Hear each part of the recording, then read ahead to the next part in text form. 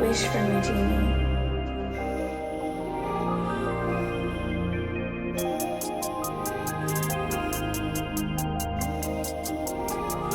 Yeah, what's up, YouTube? It's your boy, Mr. Vinchh. I'm back in another video. And today we're going to be looking at Mother's Basement video about American anime. Um, I'm just curious on what he's talking about. Honestly, I've seen the video floating around on my like YouTube timeline algorithm, whatever page. So I was just like, hey, let's watch it. Give you guys something to hold you over until I come back from my work trip. Because I won't be able to do any reactions to the Okoshi no JoJo or Mushoku Tensei for 2 weeks. So I'll give you guys as much content as I can when I come back and I'm actually at home. But without further ado, let's get into the video. As always, guys, like, comment, subscribe, and let's get it. You ever wish you could be someone else? Most of us go through a phase like that at some point in our lives, be we teenagers, adults, or entire countries' animation industries. But today, we're going to be looking back on one particularly tender year from my youth when... Oh, sorry, that note's for my therapist. Today, we're going to be looking at the 20... Man has a lot of notes for his therapist. Took him about 15 seconds to go through all of them. The 8-year-long phase in which American cartoons have been trying to be anime, where they've succeeded, where they've failed horribly, and what the attempts themselves say about America's evolving feelings toward its favorite cultural import. But before we dive into that, we'll be looking... I think we did pretty well at trying to make some things anime. I don't think everything should have been or had to be anime, but I think we did a lot of decent, or at least a decent try. Looking at one particular American company that's been doing amazing things with anime lately. Today's...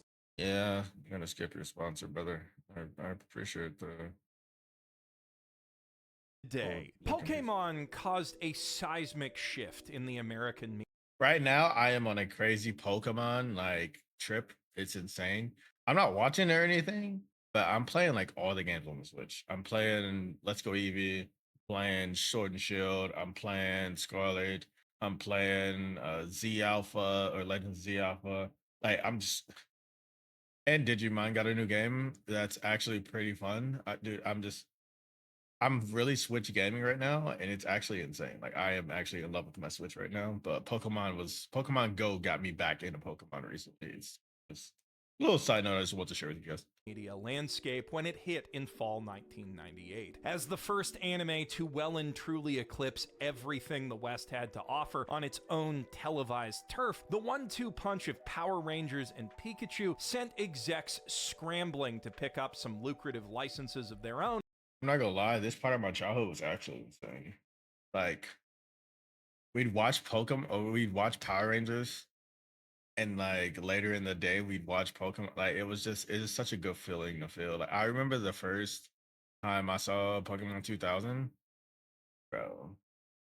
Seeing Lugia and Zapdos and all the Moltres, dude, it was freaking insane. I remember I was in my grandmother's like living room, dude. And then we played we went outside and played Power Rangers right after. Like it was just, dude, what a time to be alive, man. What a time to be alive. And develop some homegrown IP that could compete in this brave new Saturday morning metagame. But our story doesn't quite start there. While mainstream and elite America remained blissfully unaware of the soft power nuke headed their way in the late 90s, the people actually making cartoons knew what was up a long time before then. As Disney was still desperately clawing its way out of the dark age, Japan was pumping out films like... And Disney has never been the same since they climbed their way out of the dark ages. Their animation has just been pretty poor lately. Laputa, Akira, and Totoro, whose narrative nuance and technical acumen would put most of the Renaissance era to shame. And many of the most passionate Western animators of the day were watching those works, learning whatever they could from them. Thanks to imports like Samurai Pizza Cats, Star Blazers, Robotech, and Speed Racer, many future animators of the day also found themselves enamored with anime from a very early age, and as they grew up, Is it crazy to say that I really enjoyed Speed Racer the movie more than I did the anime? So I know most people hate the movie, but I actually like really, really enjoyed the movie. I don't know if that's a weird take or not, but I did. Renting the likes of Bubblegum Crisis and Ninja Scroll from Blockbuster helped keep that passion burning. Add to that the vast number of cartoons from the 70s, 80s, and 90s that were outsourced to Japan, and you'd be hard-pressed to find a show that wasn't influenced by anime in some way, even back then. Some more obvious than others, like Frankenstein Jr., which explicitly shouted out Gigantor, aka Tetsujin 28 Go, as one of its inspirations, or the blatantly Japanese mech designs of the Transformers, not to mention the half-dozen Japan-exclusive sequels that dramatically.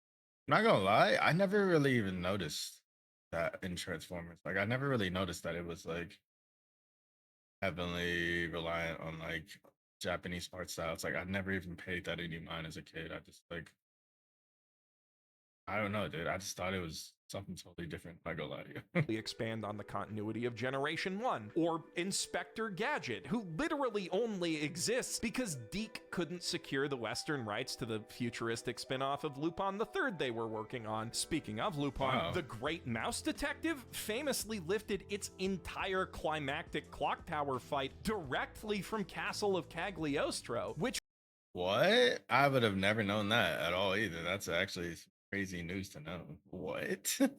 would not be the last time that Disney What in the lore? What is going on? What? cribbed Miyazaki's notes. The creators of Tailspin were set Yo, Tailspin. Oh my god. Tailspin's one of my favorite like childhood shows ever, bro. I watch probably one of the same episodes over and over and over, but I actually really like the show. And I like Baloo was Baloo, and it's actually insane. Like Baloo was actually Baloo from Jungle, bro.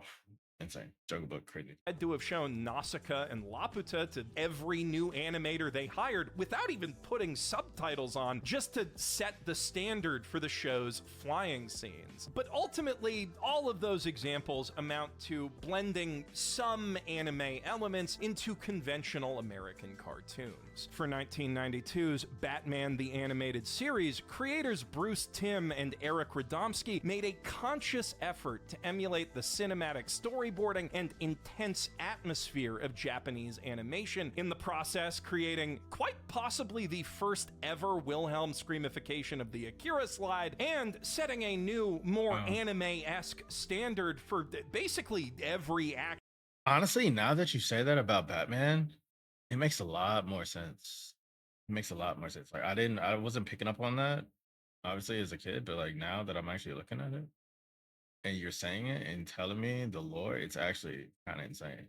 Probably why I like this Batman more than I liked this one, Batman Beyond, and then like that was it. Because I think it was like after that they tried another Batman show on Cartoon Network, and I was just not feeling it.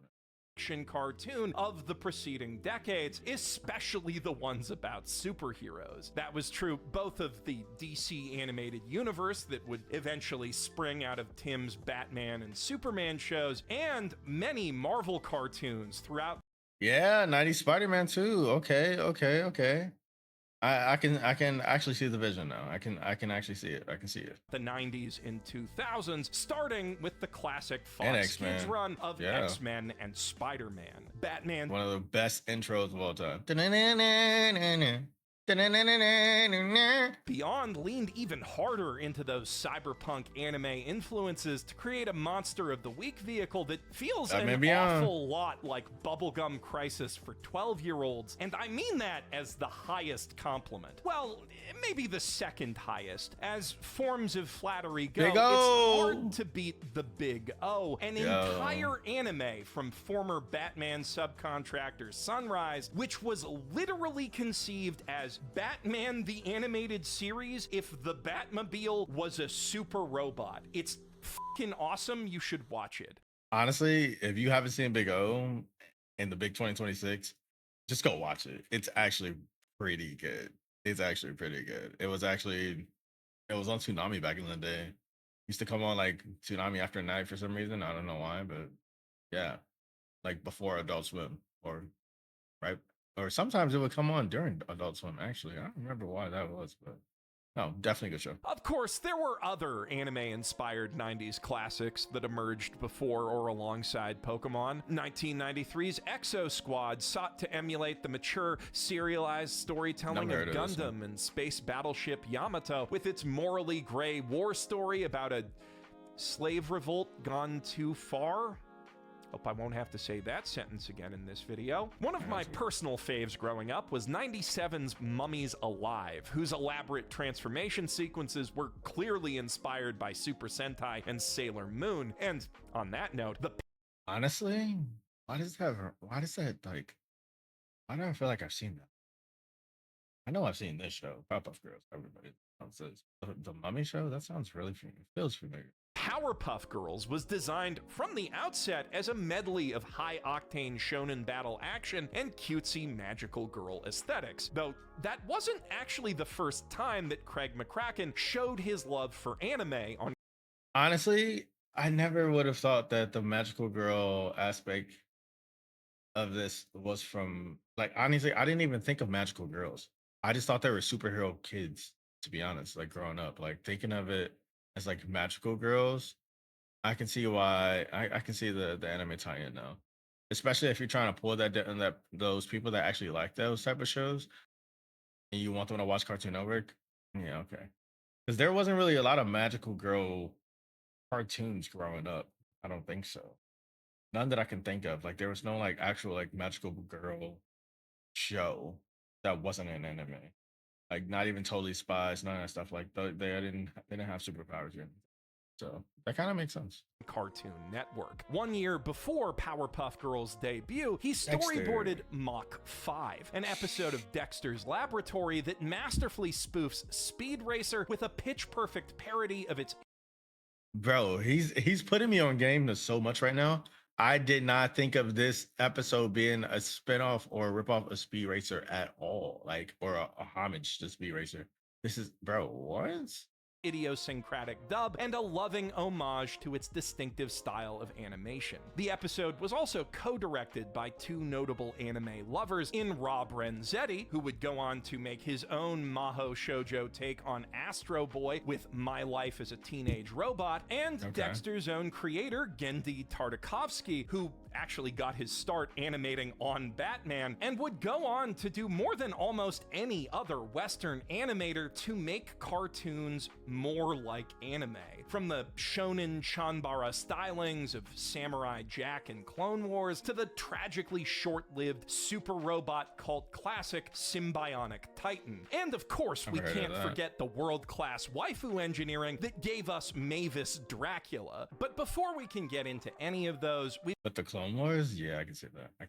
we've got to take a quick detour with the Mach 5 into the world of anime parodies, as they'll better help us understand where America's head was at with all these weird Chinese cartoons taking over the airwaves. Besides Mr. Sparkle, a riff on weird Japanese advertising from the Simpsons episode In Marge We Trust that came out earlier that same year, I believe that 97 Dexter's Lab episode is the very first example of an American cartoon riffing on Japanese tropes, but it would be far from the last. As Pokemania and the anime boom took hold of the nation's youth, American artists started lining up to offer their own commentary and criticism on the whole phenomenon, which often came off as a wee bit salty, if I'm being honest. Your clown is weak and silly where mine is strong! Is that the Goku and Gohan haircut? What the heck?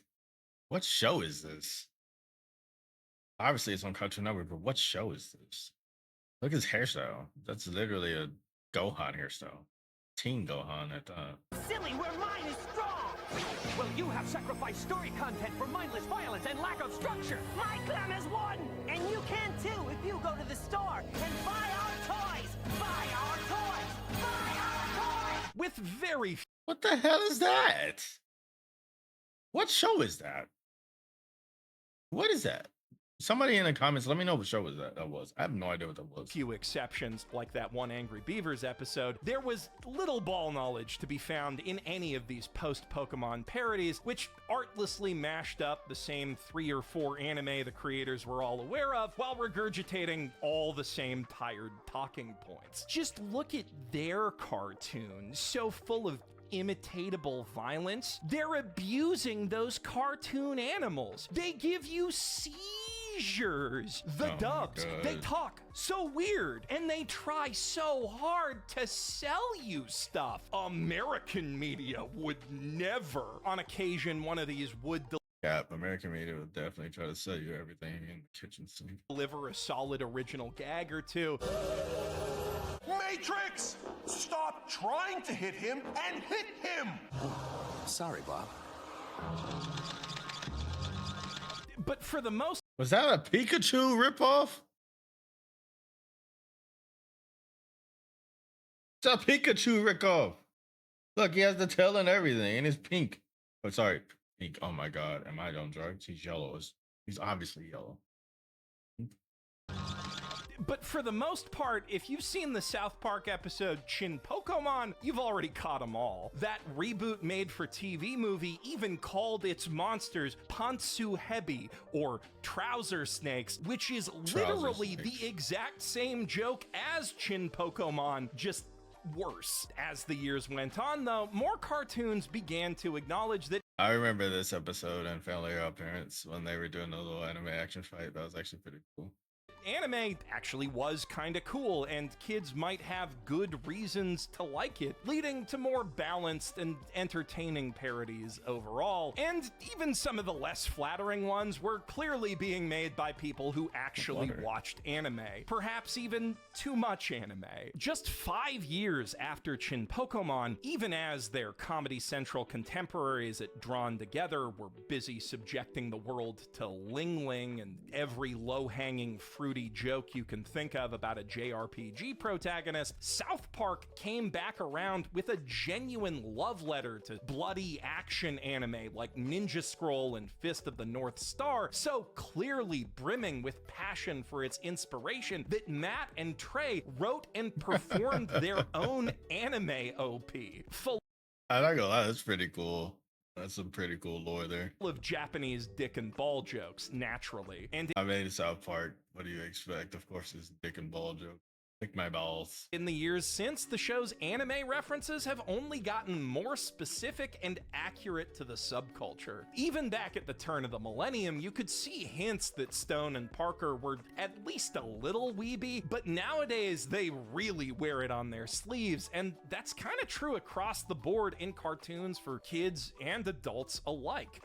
It's because it's more acceptable now. Like, you know, it was very niche, very weird to enjoy and like anime, so a lot of people tried to hide it.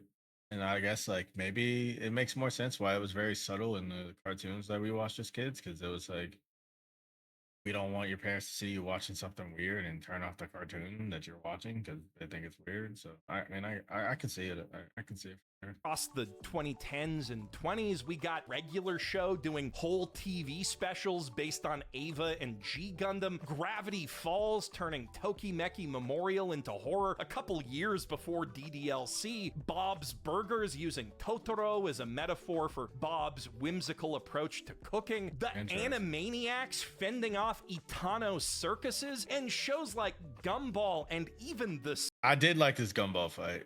I didn't watch a lot of Gumball because I mean it was past my time, but I did see this fight and it was actually pretty lit. Simpsons contracting real Japanese studios to do their anime spoofs justice. And of course, we can't forget all the brilliant independent animators across the internet making fun of and paying tribute to all the anime that have inspired them. Far too many to name even a fraction. And yet somehow, out of all of them, not a single one manages to be conceptually funnier than that time Warner Brothers unironically turned the Looney Tunes into an anime type thing. What is it? Lunatics? There was nothing wrong with Lunatics. It was before its time. I would say. I think it's Lunatics, right?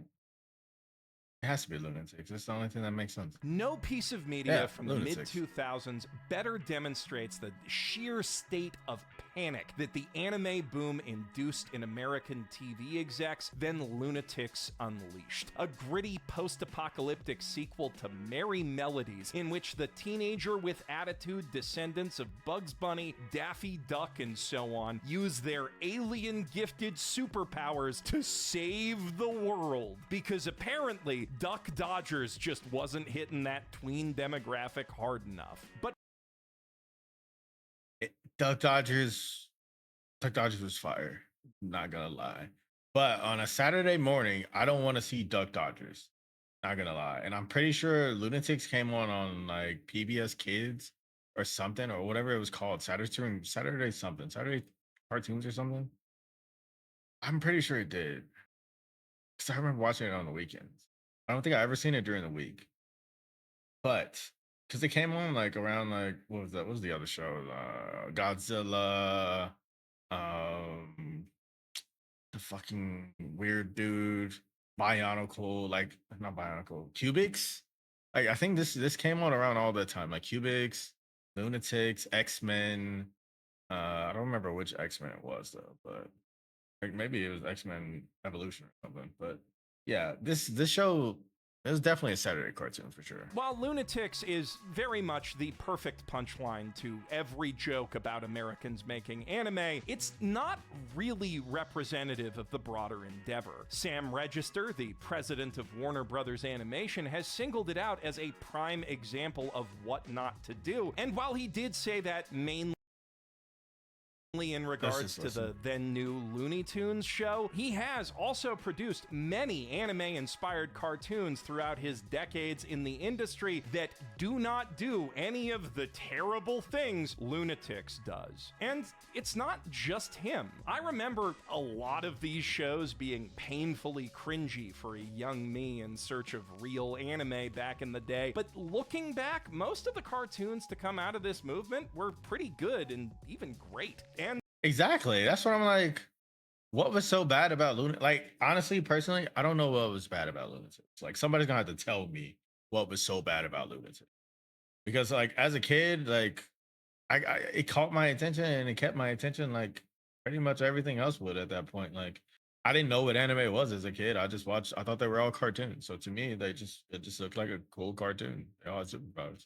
they got there almost immediately. Powerpuff Girls and Batman Beyond were a little too early to have been made in direct response to the anime boom, but they arrived just in time to surf the wave, and they both absolutely 2000's X-Men Evolution is notable for putting a greater emphasis on teen drama than the 90s version, and taking a notably more anime-esque stylistic direction that must have been very comfortable for Madhouse and Mook Animation to work on, though it does still feel like an action cartoon at its core. Samurai Jack hit in 2001, and it still feels ahead of its time.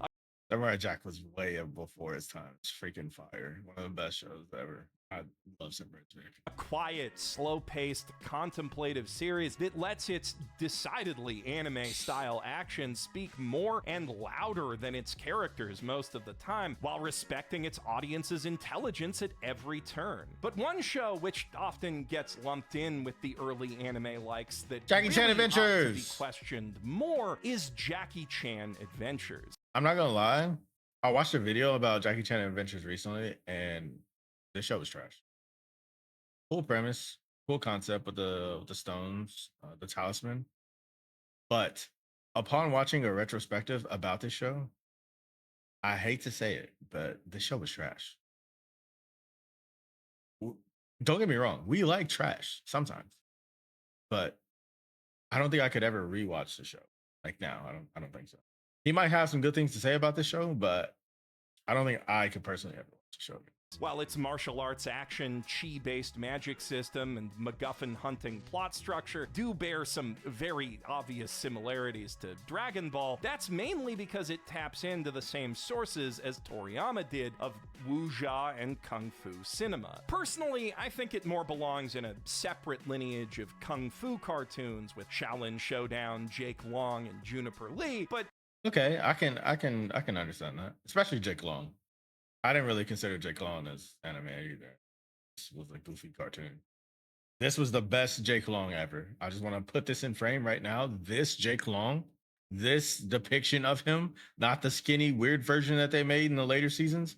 This version, goated, goated. This season, goated. Everything else, trash. Maybe that's a distinction without difference, I don't know. 2003 is when anime likes really started taking off, and they started with a bang. Fresh off of working on Batman Beyond, producer and character designer Glenn Murakami was given free rein to put his own stamp on a DC Comics property, separate from the Timiverse that was then developing, and the result was a show whose cancellation we still gripe about 2 decades later.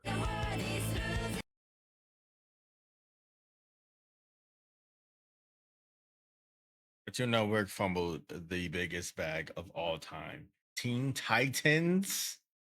Teen Titans. One of my favorite cartoons growing up, bro, is in like the fact they canceled this show made no sense as a kid, and it still makes no sense now. They just hate money. They hate money. You have to hate money to cancel the show. You have to. Teen Titans, go! J-Rock opening aside. 1, 2, 3, 4, go! Teen Titans! Teen Titans wasn't quite anime. The comedy was a bit too cartoony, the episodes a bit too episodic, but what it was a damn good show that stood out from every other cartoon and anime on the air with the distinctive style that represented the best of both worlds. It could be gut-bustingly funny one minute and devastatingly dramatic the next. Bruh, this show had my emotions as a kid in the chokehold. You had to, like you said, it was funny sometimes and then like depressing other times, especially when Slade got into freaking Robin's head. Oh my God, bro. Oh my God. Talk about one of the best villains of all time. Like Slade is up there for sure. Like cartoon anime villains, like he's definitely up there. He's insane. Insane what he was doing to the Titans. The fight scenes always hit hard, and its interpretation of the Titans would go on to be arguably the definitive version of the team as a whole, and each of the individual characters, even over the comics they started in. This is the show that made Robin the Boy Wonder genuinely, unambiguously cool. Something Teen Titans Go has been trying to undo ever since. And it's also almost certainly the show that convinced Warner Bros. They could get away with Lunatics, so I can't even say he doesn't deserve that on some level. Though, of course, it wasn't just WB who thought their IP could benefit from an anime-style refresh. Some legacy series were a little more subtle about it, hewing closer to the DCAU style, while others just said, f it, let's hire Gonzo. And then you have the Transformers, which basically let the Japanese side run the entire brand for half a decade before Teen Titansifying the next fully American iteration. What is this art style? This looks horrible. Oh my God. Who watched this? I don't watch Transformers cartoons, so not for me. Trash. And while individually a lot of these shows were decent or even good, their collective existence is, I think, what really put the stink of corporate desperation on this whole wave of anime-esque cartoons. Networks would also try to satisfy our bottomless demand for punchy cartoons by importing and commissioning anime-inspired works from other regions, like Cubix from Korea. Cubix! I was just talking about this earlier. It's crazy. The Italian-made Winx Club, or France's Witch, and Code Lyoko, and Skyland. Code Lyoko is supposed to be getting a remake next year. I'm pretty sure I read that somewhere. That'd be pretty sick. I don't know if it's a remake or a continuation, but either way. And Oban Star Racers, Totally Spies, Martin Mystery, Team Galaxy. The French made a lot of these sort of things back in the day, and they still do. But it feels a little wrong to cover French and European animation here, and not just because I'm going to be A/B testing America Does Anime for the video title. Europe, and France in particular, have a long history of working with the Japanese on full-blown anime co-productions dating way back to the early 80s, which has resulted in quite quite a bit of Never heard of some of them. cross-pollination of both techniques and talents between their industries. As such, many of these shows have an authentic anime feel about them that their American contemporaries would struggle to match for years, even decades to come. I mean, Oban Star Racers straight up has an MAL page, so I mostly just think of these shows as anime. That is what the French already call it, after all. That's where Japan got the word. At the same time, though, nothing from that era quite embodies the greasy hello fellow kidsiness of fake mid-2000s anime, in my mind at least, quite so thoroughly as the Marathon Media trilogy. With their way too wacky animation and decidedly... What show is this? What is this? I've never seen. Like, his character kind of looks familiar, but I don't think I've ever seen it. The Western episodic approach to storytelling, they all sit right at the bottom of the uncanime valley. And yet, I do owe at least half of my fetishes to Totally Spies, so maybe it is a real anime after all. I don't know. I love Totally Spies. I can't even lie, bro. After school, I would actually be excited to watch Totally Spies. Like, it was actually goated. It's hard to say. Perhaps the problem lies with them being Canadian co-productions. We did have our hand in quite a few of these sorts of things in the mid-2000s too. Some pretty good, some My Life Me. Besides, I'm not pom-pom girl material. I'm going back to skateboarding, where I belong. Yeah! I don't want to talk about that one though, so let's get back to America in the early aughts. 2004 saw the release of Megas XLR. And The only reason I remember Megas XLR, dating my age, back when Cartoon Network had their like Cartoon Network page, YouTube, or I say game, URL, you could play a game and you would be the robot. And that's the only thing I remember. I don't even remember even watching the show. I just remember playing that game. There's a lot of games, dude. There's like a Dragon Ball Z game back in the day, bro. Oh my God. Cartoon Network was so goated, bro. Cartoon Network was so an goated. actual deconstruction of mecha anime tropes about a schlubby burnout from New Jersey who installs his hot rod as the head of a giant future robot that he finds buried in a junkyard and uses it plus his gaming skills to protect the Jersey Shore from time-traveling aliens and other space goons, but not himself, who accidentally blows up at least half the city like every other episode. It's fantastic. One of the best things Cartoon Network ever canceled, and the first dedicated anime parody show that really made me think, damn, these guys get it. Seriously, if there is one thing that you take away from this video, it should be watch Megas XLR 2000. That's crazy because I don't remember that show at all. Like, I believe him that it was actually probably goated, but I do not remember that show. 2004 also gave us Super Robot Monkey Team Hyperforce Go, which I didn't actually watch because none of our Canadian channels got it, and Hi Hi Puffy Amiyumi, a cutesy comedy. I remember the faces of these girls. I don't think I've ever seen the show though. About the real-life J-rock band behind that Bangin' Teen Titans OP, who tragically had to change their original name, Puffy, for fear of legal trouble with America's third most famous pedophile. Which makes a great segue into 2005 and one of the first American anime that really... Yo, Boondocks, let's get it. Now that show is heavily inspired anime. Heavily inspired. Had the Samurai Champloo type feel, baby. Like, Boondocks was, yeah.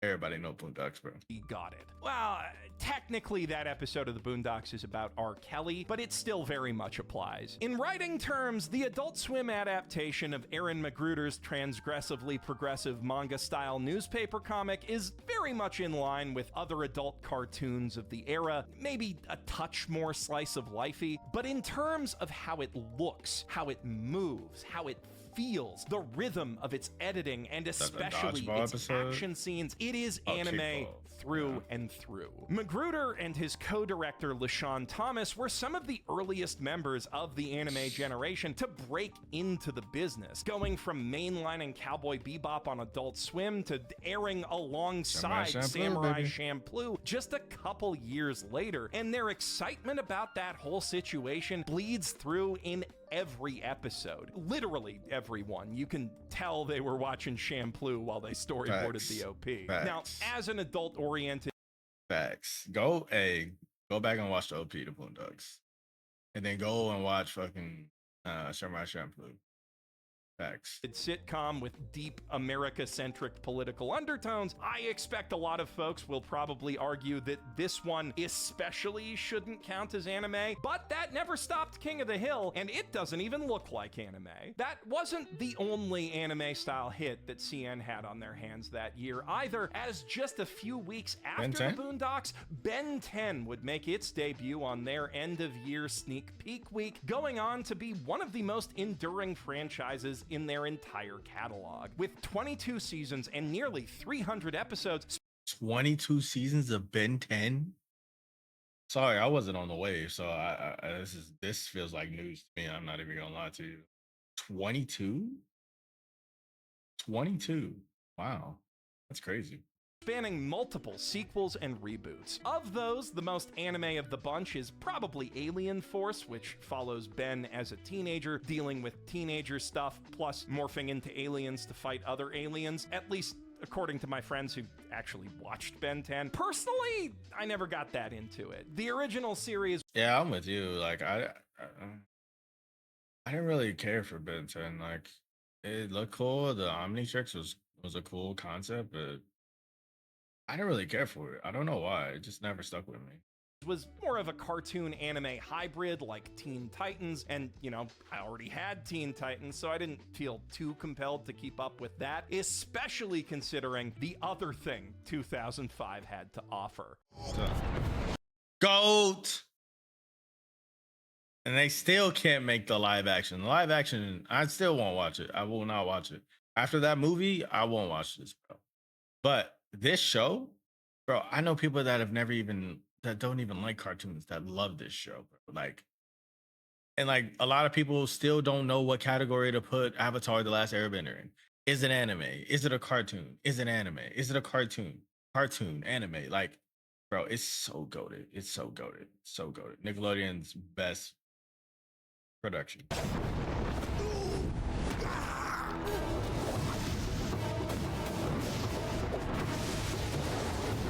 Like, they just throwing pure hands. Look at this, bro. Throwing pure hands. Zuko, Azula, and Aang just throwing hands in the middle of a deserted street, bro. Pure. Goated.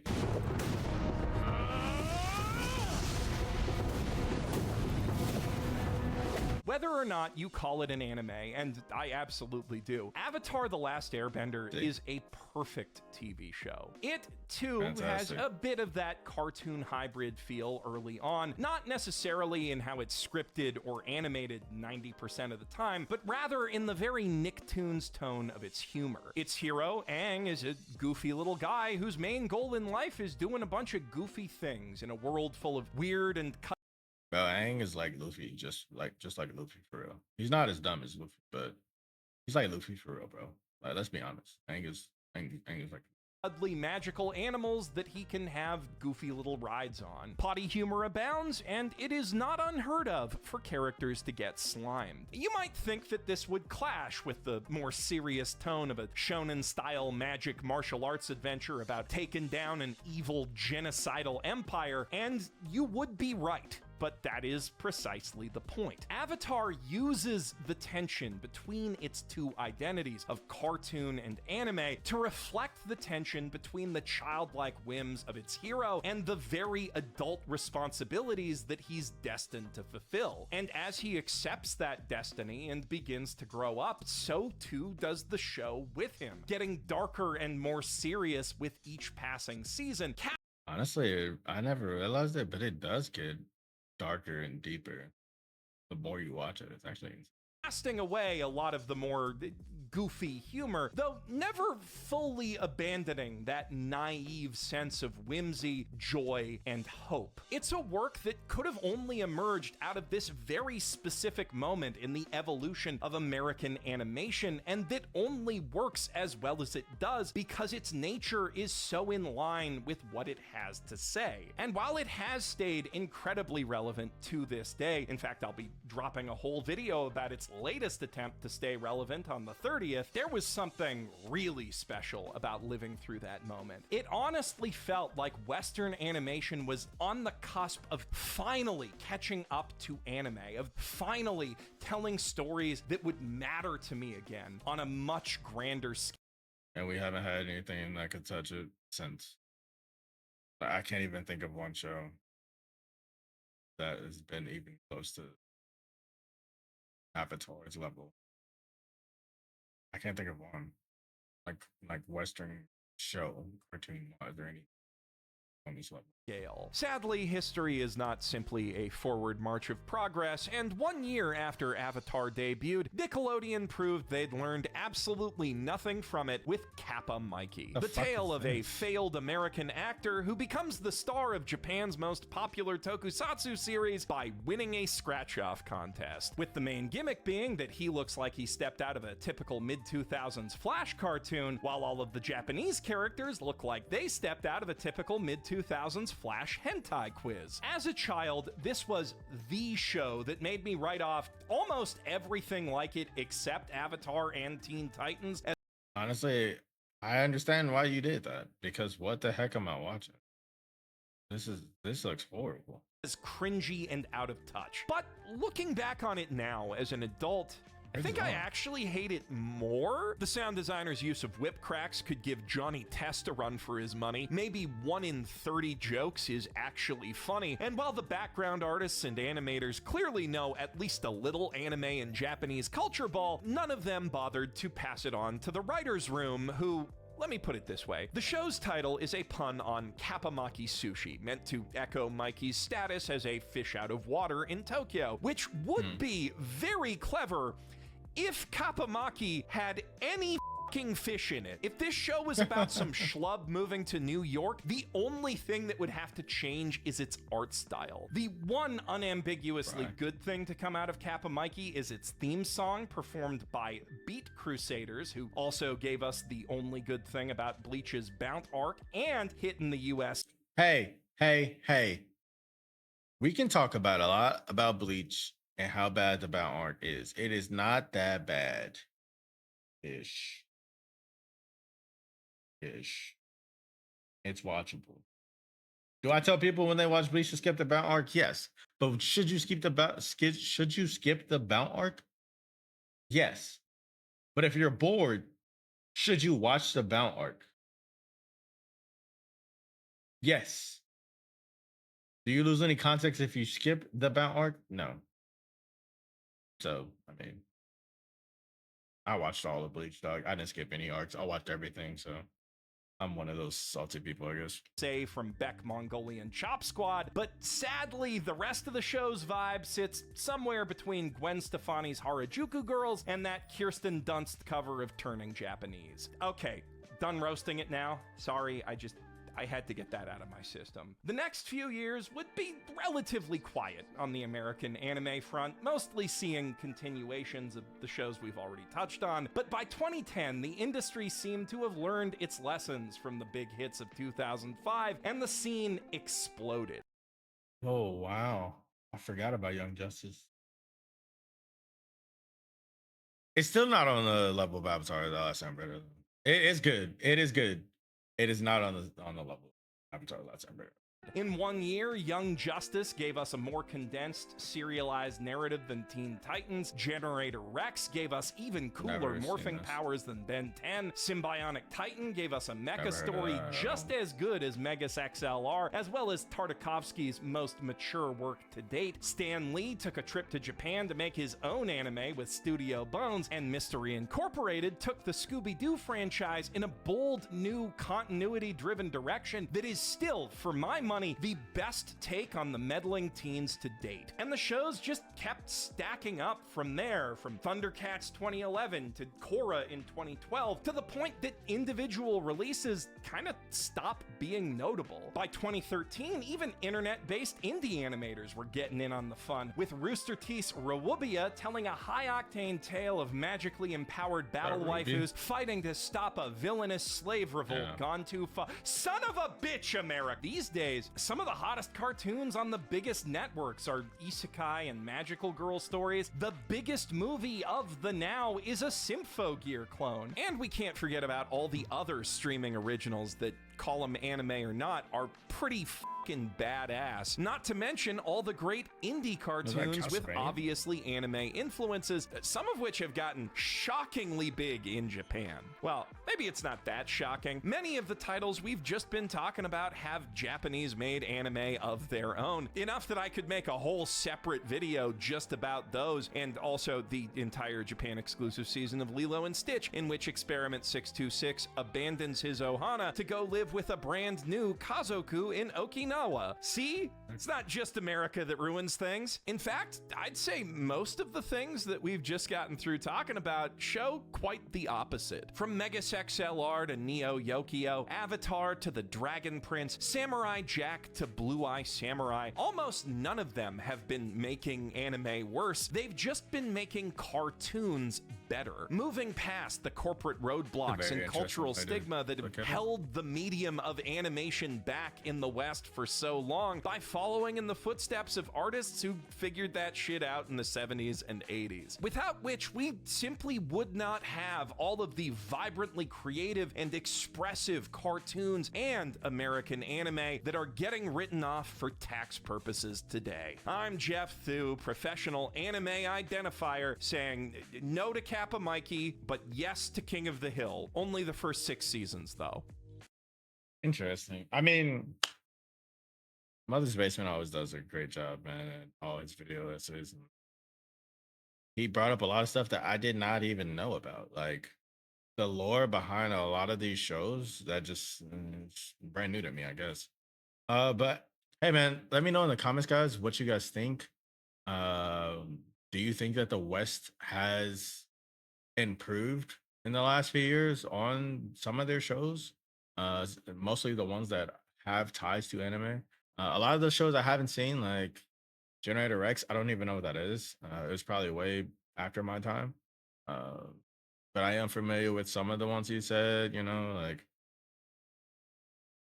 Ben 10, obviously Teen Titans Go, obviously too, and obviously Avatar, one of the greatest cartoons I've ever seen in my life. But yeah, man, let me know what you guys are thinking. This will probably be the last video for a week or two. I'm going on a work trip, so I won't be able to give you guys anything until probably the first week of August. So I hope you guys have a great day, and I will see you guys on the next one. As always, man, peace and love.